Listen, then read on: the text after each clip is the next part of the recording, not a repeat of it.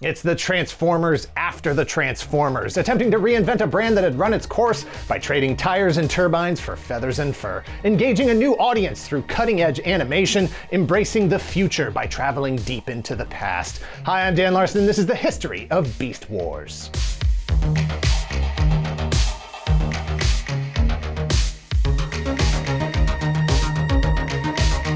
We have covered some aspects of Beast Wars in the past. We're revisiting it here in isolation to dig a little deeper and focus on some more of the build-up and behind the scenes. There's no such thing as too much love for beasties. Beast Wars is a 52-episode animated series that aired over 3 seasons from 1997 to 1999. It was a prequel to... It's the series that aired after the original Transformers animated series, but takes place before the original Transformers animated series.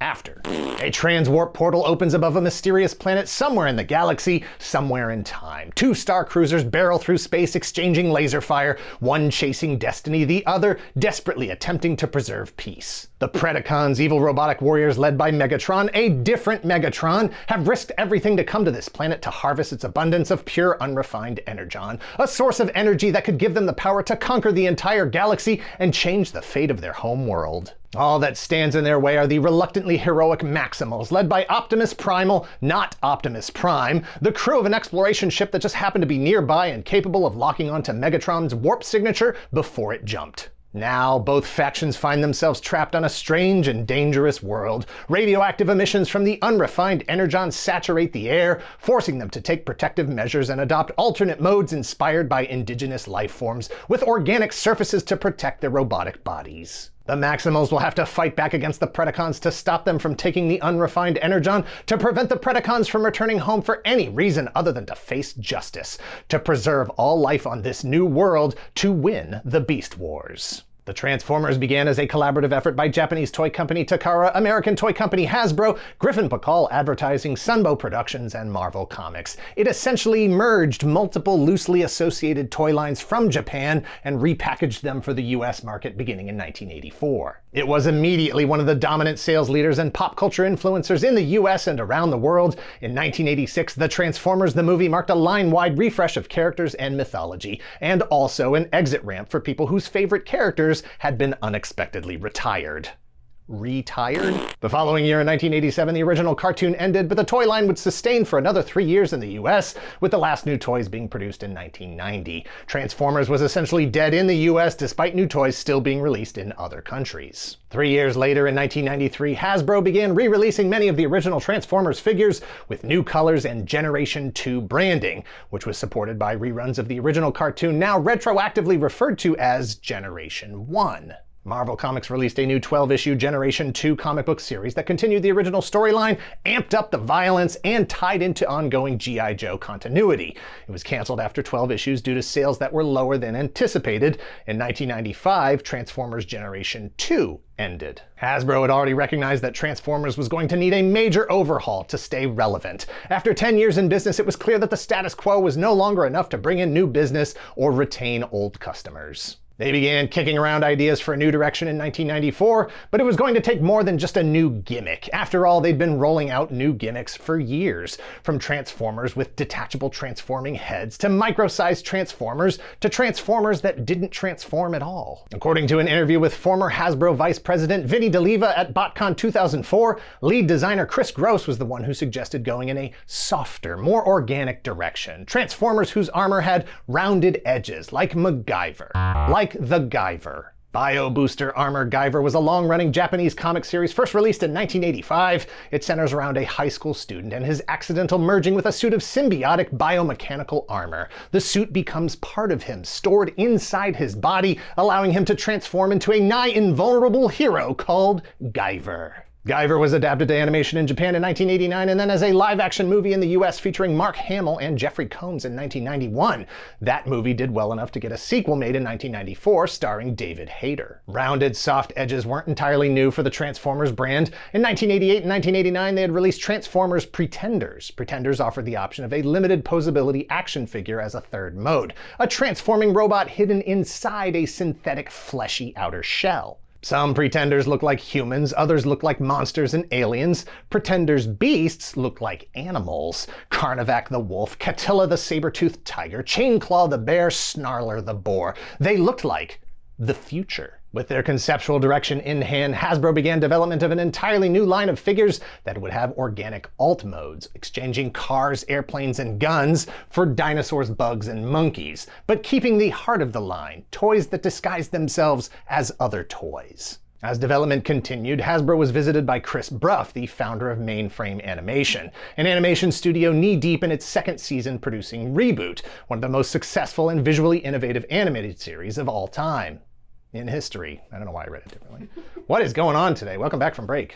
As he described to Inverse.com in 2021, Bruff said he was looking to generate some work for his growing studio, and having worked with Hasbro in the past, he, quote, went down to Cincinnati to see the boys at Hasbro and asked them, "What are you doing with Transformers?" Hasbro then put together their pitch for the series and sent it back to Mainframe, who started working on 3D character models and putting together a team of writers to not just create characters, but a world and drama to go with them. If there was one mistake Transformers Generation 1 made, it was underestimating the value of the mythology to the fans of the series. To make sure that didn't happen this time, to create a compelling world with fully realized characters, Beast Wars enlisted the talents of Larry DiTillio and Bob Forward. DiTillio was a seasoned veteran of animation, having worked on properties like He-Man and She-Ra, Centurions, Galaxy High, Bionic 6, Captain Power, and The Real Ghostbusters. DiTillio was a writer and executive story editor on Babylon 5 and even penned an episode of Murder, She Wrote. Forward worked with DiTillio on He-Man and She-Ra, as well as other shows like Filmation's Ghostbusters. Both DiTillio and Forward were obviously aware of the original Transformers television series. Neither intended to rehash the old concepts. The idea was to move on, create something new, or as DiTillio described it in a 2022 article on /Film, quote, "Both Bob and I are fully aware of the old show, and we are adamant about producing a better show."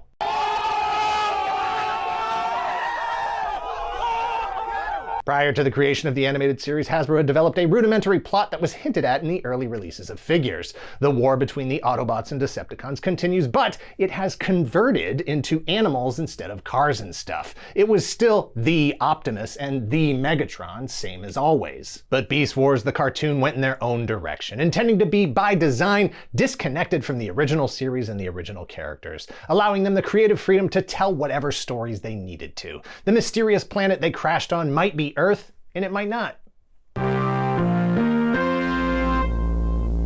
Watch Toonami all this week from 4 to 6, because we're going to war. Transformers are back for the 90s, and if you're a lucky kid, we'll send one right to your house, free of charge. To your stations, my turn. Optimus Primal, Megatron, Silverbolt, Tarantulas, Cheetor. We've got 500 Beast War Transformers to give away, and a toll-free number to do it. You get through, you get one. Just watch Toonami all this week from 4 to 6 for your chance to win. Regardless of their experience and success with it, computer-generated animation was still in its infancy. There was a limit to the number of complex moving objects that could be rendered on screen for any given shot. What might have been a deal breaker for some turned out to be a blessing for the writers who leaned into the interpersonal drama, the relationships between a limited number of characters, and allowing that to be the driving force behind the stories. Starting fresh allowed for an easy on-ramp for a new era of Transformers fans who had no connection to the original series or the original toys. The emphasis on characters and character-driven stories even compelled some intransigent G1 fans to let go of their preconceptions about generational displacement and indulge in the new and exciting stories unfolding with each new episode. Hasbro themselves kicked their own skeletal plot ideas aside and fully embraced the mythology established by the series. Other writers on the series included Star Trek veteran DC Fontana, Transformers G1 and G2 comics veteran Simon Furman, animation veteran Christy Marks, Wolverine and Swamp Thing co-creator Len Wein, and Marv Wolfman, co-creator of Marvel's Blade and DC's Teen Titans. That said, for all the insistence that this was a new and separate thing, unwavering G1 holdover fan interest helped push the series toward an inevitable connection. Time would reveal that this was a continuation of the original series after all. The events taking place both resulted from it and played a role in establishing it. The Maximals and Predacons time displaced, their stories playing out in the distant future of Cybertron before time jumping here to prehistoric Earth, while the G1 Transformers lay dormant during their 4 million year slumber that led up to their awakening in 1984. Furthering the disconnect from the original series to Beast Wars, all new actors were cast to portray the Predacons and Maximals. Peter Cullen as Optimus Prime and Frank Welker as Megatron had established iconic characters for the franchise to that point, but this was a new era. Optimus Primal was played by Gary Chalk, Megatron was played by David Kaye, Ian James Corlett played Cheetor, Richard Newman played Rhinox, Scott McNeil played Rat Trap, Waspinator, Silverbolt, Dinobot, and, spoiler alert, Dinobot 2. While Beast Wars was more committed to an engaging storyline than its predecessor, at the end of the day the goal was still to sell toys, in multiple scales, multiple price points, and with play patterns never before seen as part of the Transformers. Yes, there had been animal-based Transformers like Dinobots and Insecticons, but Beast Wars toys put the priority on the animal forms being the primary mode for the entire line of toys, on looking like real animals, not cybernetic versions of animals, and it worked. These animals look like they can shit.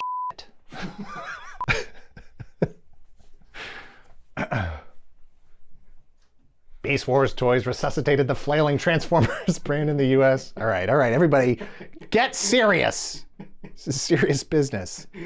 Nobody wants to be here any longer than we have to be. Beast Wars toys resuscitated the flailing Transformers brand in the US, despite a market dominated by the re-emergence of Star Wars, the continuing saturation of Toy Biz Marvel superheroes, and the Mighty Morphin Power Rangers. Beast Wars recaptured some lapsed G1 fans and cultivated the next era of collectors. Beast Wars, a cutting-edge computer-generated animated series, one of the first of its kind, was an obvious choice for cross-platform storytelling. However, even with advances in video gaming technology, the processing power for the show was far beyond what was possible on home gaming systems. That said, Beast Wars Transformers was released for the PlayStation and PC, the latter of which supported multiplayer, giving fans a gameplay experience that closed the gap between passive and active participant, allowing gamers to play as both sides in the war between the Maximals and the Predacons. Multiple comic book series were produced featuring the Beast Wars characters, but those were published several years after the series and its direct sequel, Beast Machines, had already ceased production. The most notable being IDW's 4-issue limited series The Gathering in 2006, followed by 4 issues of The Ascending in 2007. Beast Wars blazed new ground for the Transformers franchise, not only reinventing the brand and salvaging it from the garbage pile of history, but by winning a 1997 Daytime Emmy Award for Outstanding Individual Achievement in Animation. The success of Beast Wars between 1996 and 1999 prompted Hasbro to move more deliberately with a line-wide refresh. The resolution of 3 seasons set up a return to Cybertron, where the ground for a new conflict could play out in a direct sequel series called Beast Machines. The Maximals return to Cybertron to find out that Megatron somehow got home before them and now rules the entire planet with his army of Vehicons. The series was a metaphorical war between the two eras as Megatron's army once again used vehicular alt modes and the Maximals continued with their animal forms, albeit more cybernetic than before. But that's a video unto itself. The success of Beast Wars didn't carry over to Beast Machines, which lasted 26 episodes over 2 seasons from 1999 to 2000. Diminishing ratings and sales prompted Hasbro to cancel the next sequel, tentatively titled Transtech, which would have seen the further return of vehicle alt modes. Instead, Hasbro threw in the towel and imported the Japanese series Transformers Car Robots as Transformers Robots in Disguise, because Japan has their own Transformers lineage based on imported and domestic Transformers media. Which we will not get into here any more than to say that when it came to Beast Wars, they did import the mainframe CG animated series, but took the dub in a much different direction, with more humor and over-the-top voice characterization. Breaking it into 2 26-episode series, Beast Wars Super Life-Form Transformers in 1997, and Super Life-Form Transformers Beast Wars Metals in 1999. Good news though, the Japanese versions of the DVD releases have both the Japanese and English dubs, so the drama of the English versions is available if needed. In the US, Kid Rhino Entertainment released Beast Wars on DVD in 2003 and 2004, Shout Factory re-released it in 2011, and as of this video, you can stream it for free on Tubi TV. After several decades of ignoring the Beast Wars era of the franchise, digging in on G1 via the Michael Bay movies and supporting materials, 2021 marked the 25th anniversary of Beast Wars and a full return to the once revolutionary chapter. IDW Comics published new Beast Wars comics beginning in February, 17 issues that ran through June of 2022, retelling several key moments of the animated series and building on the mythology. The series was canceled due to IDW losing the Transformers license. The Maximals and Predacons returned to animation for the 3rd chapter of the Netflix animated series Transformers War for Cybertron. 6 episodes of Kingdom featured fan-favorite characters like Optimus Primal, Megatron, Black Arachnia, Air Razor, Cheetor, Rat Trap, Rhinox, Dinobot, and others. But wait, there's more to come. In 2018, Transformers prequel Bumblebee successfully rebooted the franchise, leading many to question what next? Return to Cybertron? More G1-inspired Transformers, further subverting the decade of Michael Bay movies? The Beast Wars? Could Danny have been hallucinating? But if Dan was hallucinating, who ate Hal's food? I don't know why I said it like that, because yes, slated for release in June of 2023, Transformers Rise of the Beasts will be at least partially inspired by characters and events from the Beast Wars era of the franchise. Hard to say exactly how much until the movie comes out. The trailers suggest that, at the very least, Bumblebee will find himself still on Earth in 1994, 7 years after the previous film, reunited with Optimus Prime, Mirage, RC, and other Autobots, presumably joining forces with Maximals, Optimus Primal, Airazor, Cheater, and Rhinox. Go back. No, we can't put that in. Look, I'm wearing a G1 shirt. What do you want from me?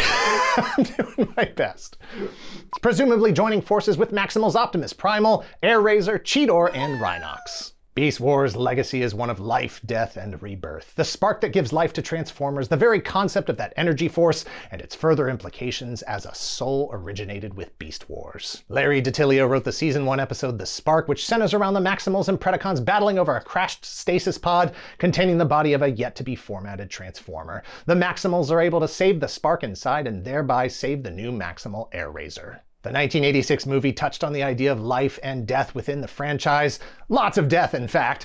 The very idea that a Transformer can die or be completely reformatted. But it doesn't address the substance of what happens to Transformers when they go online and when one is extinguished. That the spark is their literal heart and their spiritual heart. It is the totality of their genetic makeup. Beast Wars was itself a salvaging of the spark of the Transformers franchise for Hasbro. A life force nearly extinguished, returning to life. Reformatted with new parts to live on, championed by a new generation. Beast Wars earned its place in Transformers history. It earned its fan base and its legacy because, believe me, there's no one who wanted it to fail, to die, more than the kids who grew up with G1. Beast Wars proved that change is good. Change is necessary. Change was the most important thing for Transformers. You might have to roll that back a line or two there. What does it say at the beginning? Thanks for watching. Please subscribe. No, I don't remember how it goes. I've only said it like 80,000 times. Please hit like, hit subscribe if you're not already a subscriber. Thank you very much to those of you who already are. If you're in the position to help the channel grow, if you would like early access to the videos ad-free, please visit our Patreon at patreon.com/ToyGalaxy and let us know in the comments down below when you first encountered Beast Wars. I was a G1 fan, and I'm not going to say diehard because I hadn't even seen every episode of the original series. I was one of the people who mostly checked out after the movie, but kept an eye on the toys. Beast Wars was so different to me that I couldn't even accept it as the same thing, as the same brand. Lucky for me, I wasn't really aware of posting on the internet at the time, so I was forced to keep all of my stupid opinions to myself. That's what we call the good old days. Cut.